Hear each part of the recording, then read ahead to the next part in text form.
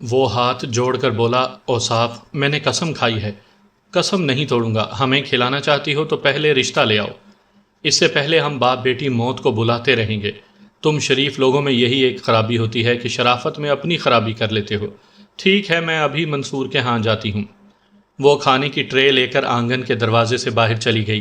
ریاست علی نے اس دروازے کو بند کرنے کے بعد کمرے کے دروازے کا تالا کھولا۔ بھولی ایک گوشے میں بیٹھی گرمی سے پسینہ پسینہ ہو رہی تھی، کھڑکی بھی بند تھی۔ کمرے میں ایسا حبس تھا کہ دم گھٹ رہا تھا۔ وہ دعا مانگ رہی تھی کہ دم گھٹ ہی جائے۔ 15 منٹ کے بعد ہی اوصاف بیگم کی آواز سنائی دی۔ وہ دروازہ پیٹ پیٹ کر کہہ رہی تھی، بھائی دروازہ کھولو، ذرا آ کر دیکھو کون لوگ آئے ہیں۔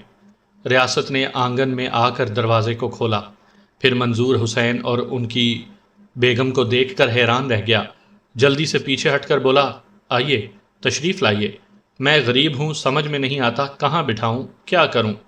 منظور حسین اپنی بیگم کے ساتھ آنگن میں داخل ہوتے ہوئے بولے، آپ پریشان نہ ہوں، ہم فرش پر بھی بیٹھ سکتے ہیں۔ ریاست علی نے دوسرے کمرے کا دروازہ کھول دیا۔ وہاں 4 پرانی کرسیاں اور ایک درمیانی میز رکھی ہوئی تھی۔ بیگم نے اس کمرے میں داخل ہو کر ادھر ادھر دیکھا، پھر کہا، آپ لوگ یہاں باتیں کریں، مجھے بھولی کے پاس جانے دیں، وہ کہاں ہے؟ اوصاف بیگم نے کہا، وہ سامنے والے کمرے میں ہے، آئیے میں لے چلوں۔ بیگم نے کہا، بہن برا نہ منانا، میں اس سے بالکل تنہائی میں ملنا چاہتی ہوں۔ وہ جواب سنے بغیر اس کمرے سے نکل کر دوسرے کمرے میں داخل ہو گئیں۔ دور ایک گوشے میں ایک سکڑی سمٹی سی لڑکی نظر آئی، سر کا آنچل گھونگھٹ بن کر اس کے چہرے کو چھپا رہا تھا۔ بیگم نے اپنے آنچل سے پسینہ پونچھتے ہوئے کہا، توبہ، یہاں کتنی گھٹن ہے، کیا تم بھولی ہو؟ وہ چپ رہی بلکہ اور سمٹ گئی۔ بیگم نے قریب پہنچتے ہوئے کہا، سردی کا موسم نہیں ہے جو تم سکڑ رہی ہو، شرما کر سمٹنے کا سوال ہی پیدا نہیں ہوتا، کیونکہ میرے یہاں آنے کا مقصد تمہیں معلوم نہیں ہے۔ یقیناً اس حالت میں اپنی ایک غلطی کی سزا پا رہی ہو۔ وہ بھولی کے سامنے فرش پر دوزانو ہو گئی۔ ذرا اپنے چہرے سے آنچل ہٹاؤ، میں تمہیں دیکھنا چاہتی ہوں۔ وہ ٹس سے مس نہ ہوئی، پتھر کی طرح اپنی جگہ ساکت رہی، صرف سانس لینے کے باعث وہ جاندار سی لگ رہی تھی۔ انہوں نے آہستگی سے کہا، میں منصور کی ماں ہوں۔ منصور کی ماں کو دیکھنے کے لیے بھولی کا سر بے اختیار ایک جھٹکے سے اٹھ گیا۔ اسی لمحے بیگم نے ہاتھ بڑھا کر اس کے گھونگھٹ کو الٹ دیا۔ یوں لگا جیسے شبنم سے تر بتر ایک تازہ گلاب نگاہوں کے سامنے کھل اٹھا ہو۔ بھولی کا سرخ و سفید چہرہ پسینے اور آنسوؤں میں بھیگ رہا تھا۔ مکھڑے کی ملائم جلد پر پسینے کے قطرے موتیوں کی طرح چمک رہے تھے۔ سیاہ زلفیں پسینے سے چپک گئی تھیں، کچھ ادھر ادھر بکھر گئی تھیں۔ آنکھیں ایسی گہری، ایسی پرکشش تھیں کہ بیگم نے ایسی آنکھیں پہلے کبھی نہیں دیکھی تھیں۔ ان آنکھوں میں حیا بھی تھی۔ دوسرے ہی لمحے اس نے دونوں ہاتھوں سے اپنا منہ چھپا لیا۔ اس نے سمجھ لیا تھا کہ منصور کی امی اسے پسند کرنے آئی ہیں۔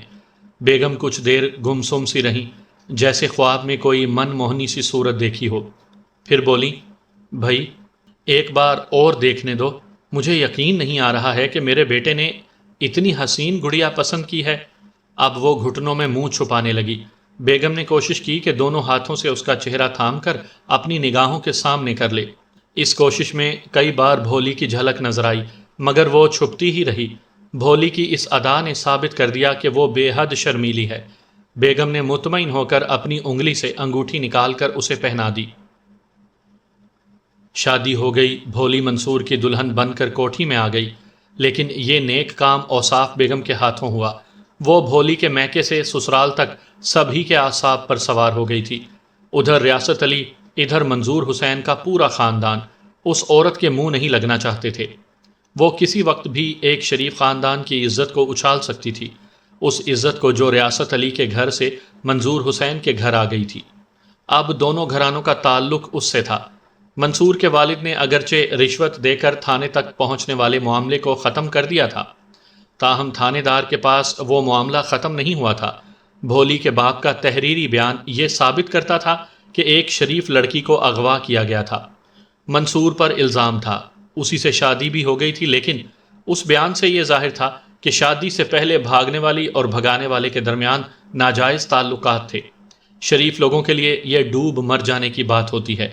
ریاست علی نے بوکھلاہٹ میں اوصاف بیگم کی بات مان کر وہ تحریری بیان دے دیا تھا، اور اب وہ پچھتا رہا تھا۔ اوصاف بیگم بھولی کی سگی بن بیٹھی تھی۔ شادی اور رخصتی کی رسوم ادا کرنے میں پیش پیش رہی تھی، حتیٰ کہ رخصتی کے وقت دلہن کے ساتھ اپنی بیٹی پروین کو بھی یہ کہہ کر بھیج دیا کہ دستور کے مطابق پہلی بار دلہن کے ساتھ اس کی کوئی بہن بھی جاتی ہے تاکہ دلہن کو نئے ماحول میں کوئی اپنا بھی نظر آئے۔ دستور اور رسم و رواج پر کوئی بھی اعتراض نہیں کر سکتا تھا، لیکن پروین دلہن کے ساتھ کوٹھی میں آ کر جوان لڑکوں سے ہنسنے بولنے لگی۔ یہ بات قابل اعتراض تھی۔ منصور کی امی نے پروین کو ایک طرف بلا کر سمجھایا، بیٹی ہمارے خاندان میں لڑکیوں کا اس طرح ہنسنا بولنا اچھا نہیں سمجھا جاتا، تم عورتوں کے پاس آ جاؤ۔ وہ ناک سکوڑ کر بولی، او آنٹی آپ لوگ بہت ہی بیک ورڈ ہیں، ابھی تک صرف لڑکیوں کو روکتی ٹوکتی ہیں، آخر جن کے ساتھ میں فری ہو کر باتیں کر رہی ہوں وہ بھی تو آپ ہی کے خاندان سے تعلق رکھتے ہیں، بے شرمی تو ادھر سے بھی ہوئی نا۔ انہیں ایسے جواب کی توقع نہیں تھی، وہ لاجواب سی ہو کر اس کا منہ تکتی رہ گئیں۔ پروین کہہ کر پھر لڑکوں کی محفل میں چلی گئی۔ ولیمے کے دن منظور حسین معزز مہمانوں کے ساتھ بیٹھے باتیں کر رہے تھے، ایک بچی نے آ کر تعجب سے کہا، خالو جان وہ دلہن کے ساتھ جو عورت آئی ہے نا وہ سگریٹ پی رہی ہے۔ ایک معزز مہمان نے حیرانگی سے پوچھا، کیا منصور میاں کے سسرال میں عورتیں سگریٹ پیتی ہیں؟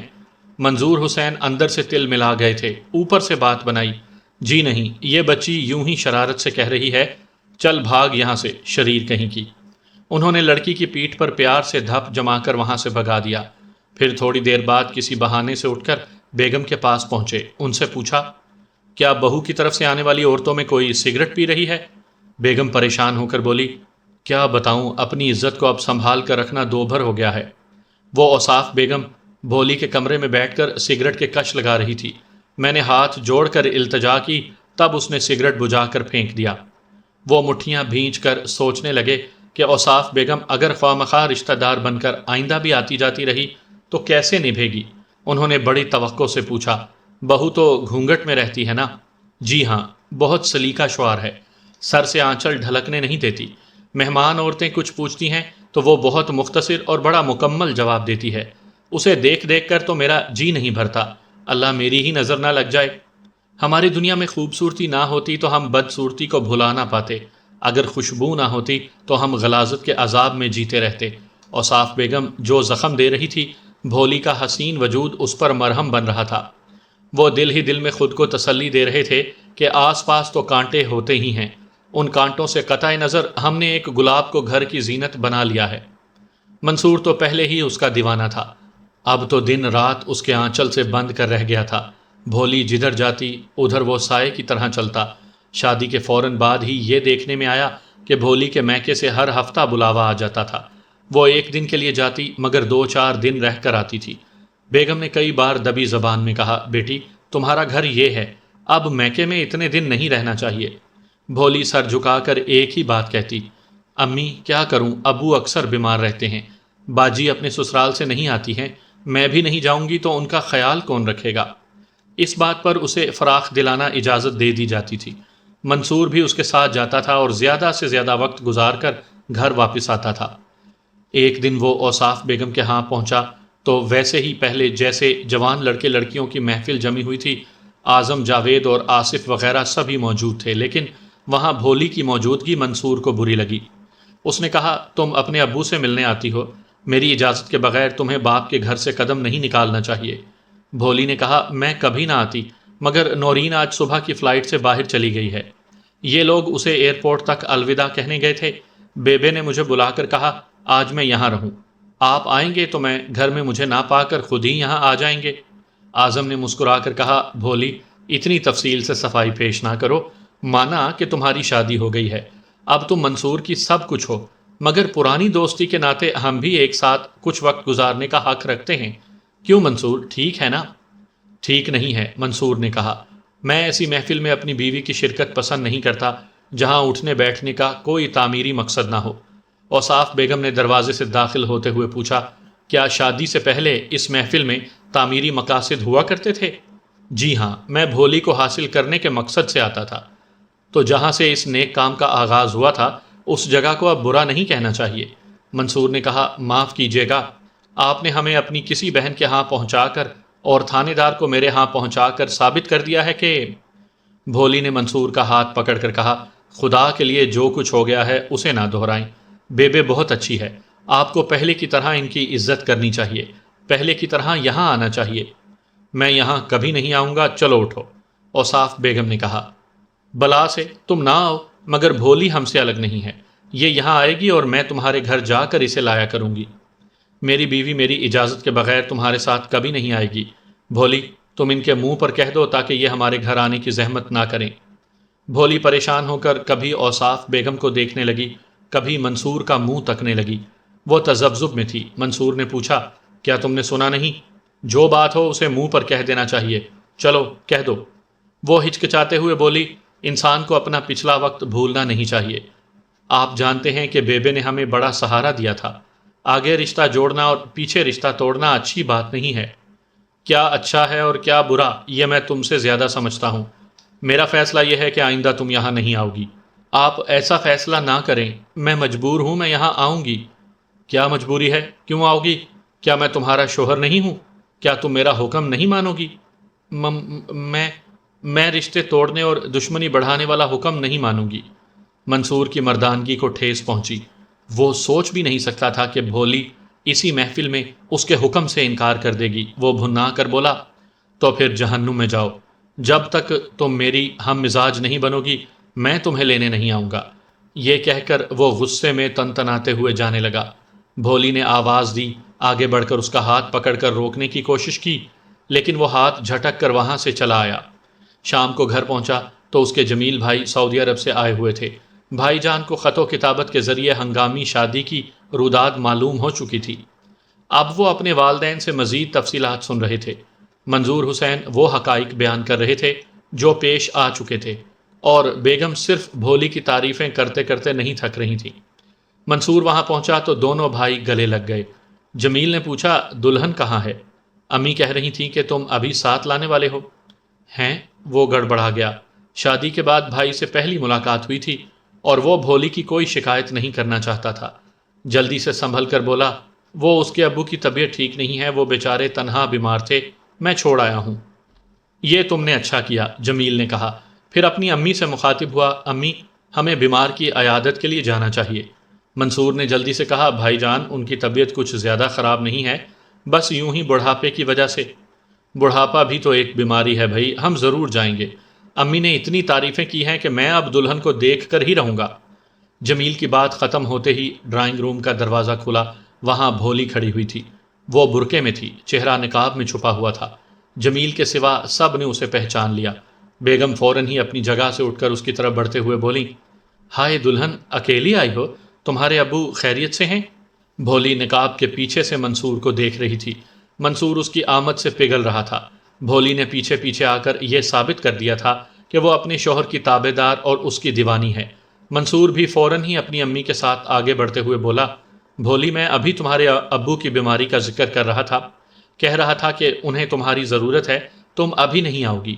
مگر کیسے آ گئیں؟ اوہو، سمجھ گیا، تمہارے ابو صحت یاب ہو گئے ہیں، ہے نا؟ اس نے نقاب کے پیچھے سے تائید میں سر ہلایا۔ امی اپنے سمدھی کی صحت یابی پر خدا کا شکر ادا کرنے لگیں۔ جمیل اپنے بھائی کی بوکھلاہٹ کو سمجھنے کی کوشش کر رہا تھا۔ اس نے کہا، عجیب بیماری ہے منصور، تمہارے یہاں آنے کے 10 منٹ بعد ہی وہ صحت یاب ہو گئے اور دلہن بھی چلی آئیں۔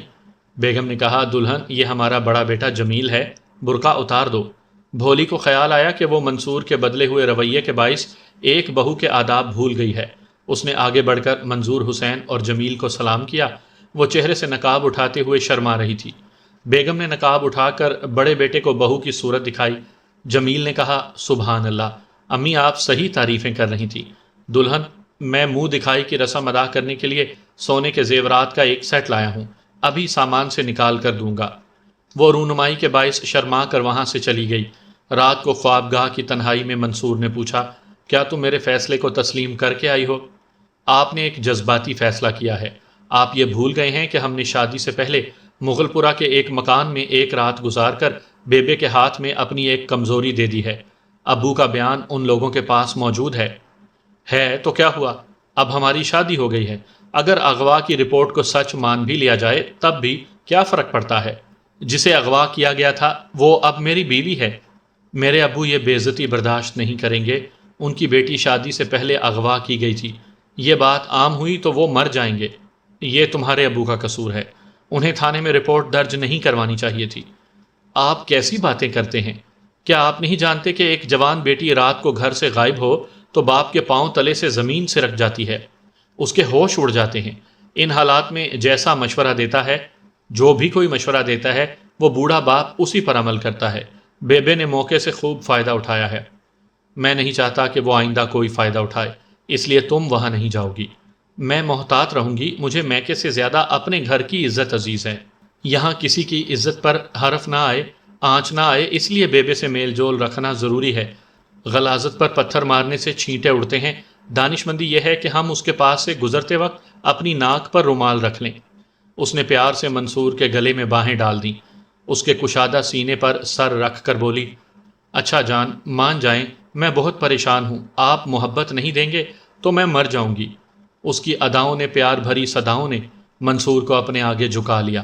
اس رات بھولی نے پیار کا سفر طے کرتے ہوئے یہ خوشخبری سنائی کہ وہ باپ بننے والا ہے۔ دوسری صبح بیگم نے سنا تو ان کی خوشیوں کا ٹھکانہ نہ رہا۔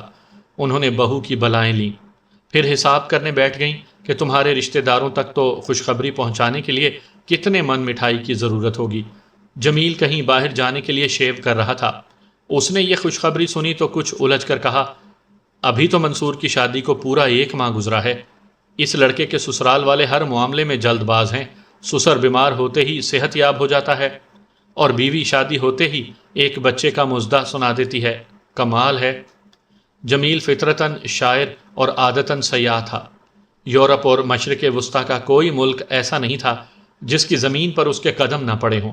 وہ گھاٹ گھاٹ کا پانی پینے والا پہنچتے ہی اوصاف بیگم کے تمام اوصاف سن چکا تھا، اور تقریباً سمجھ چکا تھا کہ اوصاف بیگم کا تعلق اس چکلے سے ہے جو قانونی طور پر ختم ہو چکا ہے اور غیر قانونی طور سے تھانے دار کی سرپرستی میں اب بھی قائم ہے، اور شریفوں کے محلے میں ڈنکے کی چوٹ پر قائم ہے۔ کوئی ان کا کچھ بگاڑ نہیں سکتا۔ جمیل کسی کا کچھ بگاڑنا نہیں چاہتا تھا، صرف اپنے گھر کو بگڑنے سے بچانے کی فکر ہو گئی تھی۔ کسی کم ظرف کے منہ لگنے سے بہتر یہ ہوتا ہے کہ اپنے ظرف کے مطابق اپنی عزت کو بحال رکھا جائے۔ وہ خاموش تماشائی کی طرح چپ چاپ منصور، بھولی اور اوصاف بیگم کی باتوں اور حرکتوں کا جائزہ لیتا تھا، اور سمجھتا تھا کہ بھولی بذات خود کتنی ہی اچھی ہو مگر وہ اوصاف بیگم کے دباؤ میں ہے، بلکہ بھولی کے ابو اور خود جمیل کے والدین اس عورت کو ناپسند کرنے کے باوجود مصلحتاً اسے اپنی سوسائٹی میں برداشت کرتے ہیں۔ کوئی بات برداشت سے باہر ہوتی تو منصور لڑنے پر آمادہ ہو جاتا تھا، لیکن والدین سمجھا بجھا کر اس کا غصہ ٹھنڈا کر دیتے تھے۔ 2 ماہ بعد جمیل نے کہا، اب میرے واپس جانے کا وقت آ گیا ہے، اور اس عرصے میں میں نے سمجھا ہے کہ اوصاف بیگم ایک بیماری ہے۔ یہ شریف لوگوں کو لگ جائے تو وہ شرم سے علاج بھی نہیں کروا سکتے۔ منصور اور بھولی ہمارے گھر میں یہ بیماری لے کر آئے ہیں، ان دونوں کو گھر سے دور کر دیا جائے تو وہ بھی دور رہے گی۔ کیا؟ بیگم نے حیرانگی سے پوچھا، بیٹے کیا تم میرے بیٹے اور بہو کو گھر سے نکال دینے کا مشورہ دے رہے ہو؟ جی ہاں، اس طرح کہ میں یہاں سے جا کر منصور کے لیے ویزا بھیج دوں گا، وہ میرے پاس آ کر وہاں میری دکان سنبھالے گا، اس کے پاس انجینئرنگ کا ڈپلومہ ہوگا، وہاں بہت اچھی ملازمت مل جائے گی، پھر منصور بھولی کو بھی وہاں بلا لے گا۔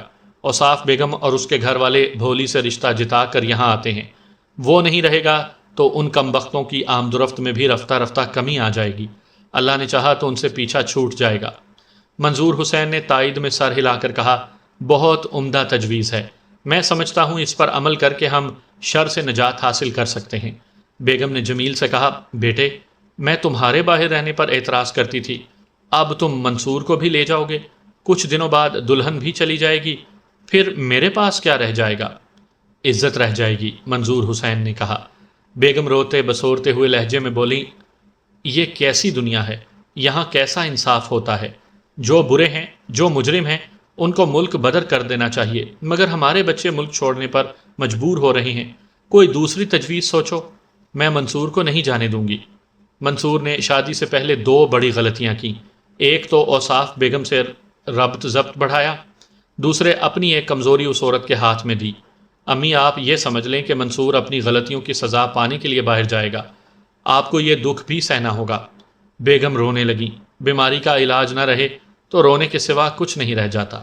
ان کی سمجھ میں نہیں آتا تھا کہ اوصاف بیگم چاہتی کیا ہے۔ بزرگوں کے قول کے مطابق یہی سمجھا جاتا تھا کہ برے لوگ عادتاً ہی خواہ مخواہ اچھے لوگوں کی برائی چاہتے ہیں۔ اس قول کا تجزیہ کیا جائے تو اوصاف بیگم احساس کمتری کا شکار تھی۔ جس گندے ماحول سے آئی تھی وہی گندگی دوسروں پر اچھال کر یہ دکھانا چاہتی تھی کہ سب ہی ایک حمام میں ننگے ہیں۔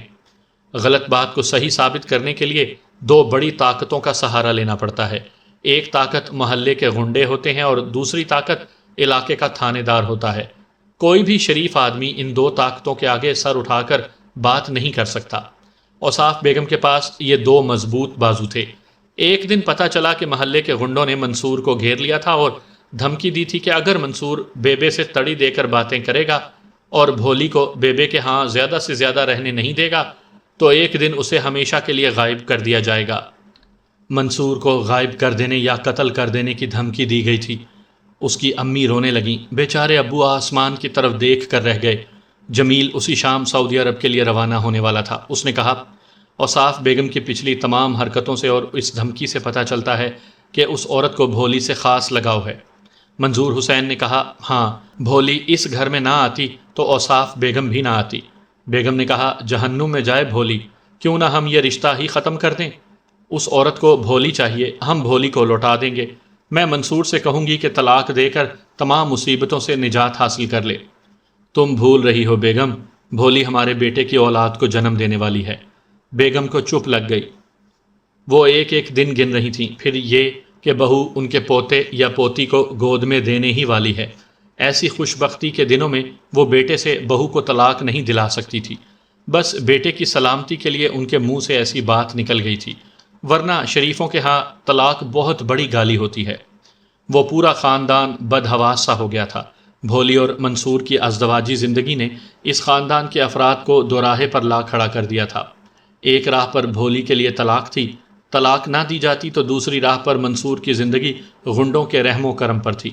اب بوڑھے والدین کی بھوک مر گئی تھی، نیند اڑ گئی تھی، عزت بڑی مہنگی لگ رہی تھی، کسی بازار سے خریدی نہیں جا سکتی تھی۔ اب محض عزت ہی مسئلہ نہیں تھا، بیٹے کی سلامتی کی بھی فکر تھی۔ جمیل نے رخصتی کے وقت کہا، ہمیں طلاق کے متعلق نہیں سوچنا چاہیے، میں وہاں پہنچتے ہی جلدی سے جلدی منصور کو اپنے پاس بلا لوں گا، اس طرح آپ لوگوں کو منصور کی طرف سے اطمینان حاصل ہو جائے گا۔ کہانی کے ایک اور ایسے ہی موڑ پر جمیل صاحب میرے پاس تشریف لائے۔ میں اپنی ایئر کنڈیشنڈ دفتر کے ایک کیبن میں بیٹھا ایک کہانی کیسٹ میں ریکارڈ کر رہا تھا۔ خبر ملی کہ جمیل صاحب ملاقات کے لیے آئے ہیں۔ میں فوراً ہی کیبن سے باہر آیا، ہم گلے لگ گئے۔ 10 برس پہلے لاہور میں ہماری دوستی کی ابتدا ہوئی تھی، اب یہ دوستی بھائی کے رشتے میں تبدیل ہو گئی تھی۔ انہوں نے کہا، نواب بھائی، آپ کے لیے کہانی کا ایک زبردست موضوع لایا ہوں۔ میں نے کہا، لوگ مڈل ایسٹ سے تحفے لاتے ہیں، آپ یقیناً میرے مزاج کے مطابق تحفہ لائے ہیں۔ میں مڈل ایسٹ سے نہیں، لاہور سے آ رہا ہوں اور ایک بہت بڑے مسئلے سے نمٹ کر آ رہا ہوں۔ اب آپ اس مسئلے کو کہانی بنا کر پیش کریں گے۔ لنچ کا وقت ہو گیا تھا، میں نے ملازم کو کھانا لانے کے لیے کہا۔ جمیل صاحب ایک گلاس ٹھنڈا پانی پی کر شروع ہو گئے۔ اوصاف بیگم، منصور اور بھولی کے کردار پر مشتمل داستان سنانے لگے۔ میں خاموشی سے سنتا رہا۔ اس دوران ملازم نے کھانا لا کر میز پر رکھ لگایا۔ وہ میرے ساتھ کھانے میں شریک ہوئے۔ میں نے کھانا شروع کرتے ہوئے پوچھا، پھر کیا ہوا؟ پھر طلاق ہو گئی۔ میں نے چونک کر انہیں دیکھا۔ میرے ہاتھ کا لقمہ ہاتھ میں رہ گیا۔ میں نے کہا، بھائی، آپ یوں دھماکہ کرنے کے انداز میں کہانی نہ سنائیں، ذرا ترتیب سے بتائیں کہ یہ معاملہ طلاق تک کیسے پہنچا۔ انہوں نے کہا، میں نے والدین سے مشورہ کرنے کے بعد منصور کو اپنے پاس سعودی عرب بلوا لیا تھا۔ وہاں سے اسے اچھی ملازمت مل گئی، لیکن لاہور سے ابو کے خطوط آتے رہے کہ اوصاف بیگم بہت زیادہ پریشان کرنے لگی ہے۔ وہ بھولی کو اپنے ساتھ یہ کہہ کر لے جاتی ہے کہ جب شوہر نہیں ہے تو ہماری لڑکی ہمارے پاس رہے گی۔ میں نے یقین سے کہا، بھولی نہیں جاتی ہوگی۔ یہی تو حیرانگی ہے کہ وہ اس کے ساتھ جاتی تھی اور اسی کے ہاں رہتی تھی۔ منصور نے اسے خط لکھا، تاکید کی کہ وہ امی ابو کے پاس آ جائے۔ بھولی نے جواباً لکھا کہ جب منصور آئے گا تو وہ اس کے گھر آئے گی، ورنہ بیبے کے پاس رہے گی۔ تب منصور نے غصے میں خط لکھا کہ یہ شریف زادیوں کے لچھن نہیں ہیں، اگر وہ اوصاف بیگم کا خود ساختہ میکہ چھوڑ کر سسرال نہیں آئے گی تو اسے ہمیشہ کے لیے چھوڑ دے گا۔ جمیل صاحب نے ایک گہری سانس لی، پھر کہا، بھولی نے جواب لکھا کہ اسے ہمیشہ کے لیے چھوڑ دیا جائے۔ وہ طلاق لینا چاہتی ہے۔ منصور جذباتی لڑکا ہے، وہ طیش میں آ کر طلاق دینا چاہتا تھا۔ میں نے اسے سمجھایا کہ میاں بیوی کے درمیان سینکڑوں میل کی دوری ہے، پہلے وہ دونوں ایک دوسرے کے سامنے آ کر معاملات کو سمجھیں، اپنی اپنی محبت کو تولیں، پھر طلاق کی بات بولیں۔ اچھا، تو پھر منصور بھولی سے ملنے لاہور آیا تھا؟ نہیں، اس وقت وہ لاہور نہیں جا سکتا تھا کیونکہ نئی ملازمت تھی، چھٹی مل نہیں سکتی تھی۔ اس نے خط لکھ دیا کہ 1 سال بعد آ کر فیصلہ کرے گا۔ فی الحال بھولی کو سسرال واپس آ جانا چاہیے۔ 20 دن کے بعد معلوم ہوا کہ بھولی واپس آ گئی ہے۔ عجیب چکر بازیاں تھیں، کچھ سمجھ میں نہیں آتا تھا کہ ہم جوان بیٹوں کی عدم موجودگی میں ہمارے بوڑھے والدین کے ساتھ کیا ہو رہا ہے۔ اچھا، تو پھر کوئی بات ہو گئی؟ ہاں، امی کا خط آیا، لکھا تھا کہ بھولی ہمارے ہاں واپس نہ آتی تو بہتر ہوتا، کیونکہ اس کے ساتھ پروین رہنے آئی ہے۔ اب روزانہ اس کے بوائے فرینڈ ہمارے گھر اس سے ملنے آتے ہیں۔ ابو اپنے کمرے میں نماز پڑھتے ہیں تو ادھر دوسرے کمرے میں بلند آواز سے کیسٹ ریکارڈر آن کر دیا جاتا ہے۔ سراسر شیطانی حرکتیں جاری رہتی ہیں۔ یہاں میرے والدین اور وہاں پردیس میں ہم دونوں بھائی اس قدر پریشان رہنے لگے کہ نہ پیٹ بھر کر کھاتے تھے، نہ نیند بھر کر سوتے تھے۔ چونک چونک کر اٹھ جاتے تھے کہ پتہ نہیں ہمارے والدین کے ساتھ کیسا سلوک کیا جا رہا ہوگا۔